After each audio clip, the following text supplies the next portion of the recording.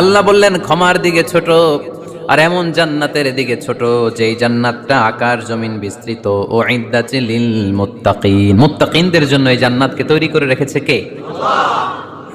তার মানে জান্নাত একটা সাম্প্রদায়িক জায়গা। জান্নাত একটা কি জায়গা? যেখানে মুত্তাকিরা ছাড়া কেউ ঢুকতে পারবে নাকি সবাই ঢুকতে পারবে? সবাই ঢুকতে পারবে না, ওখানে শুধু মুত্তাকিনরা ঢুকতে পারবে। উইদ্দাত লিল মুত্তাকিন, এটা মুত্তাকিনদের জন্য আল্লাহ তাআলা তৈরি করে রেখেছে।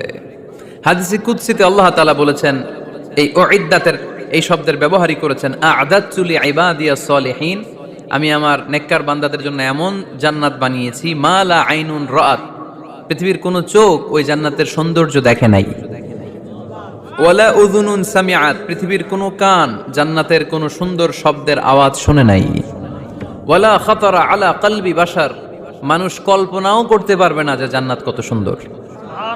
সুবহানাল্লাহ, আর আসতে পড়েন।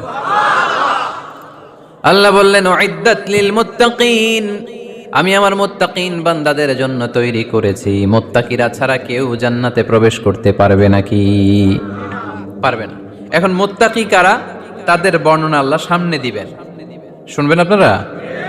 আচ্ছা, এটা হচ্ছে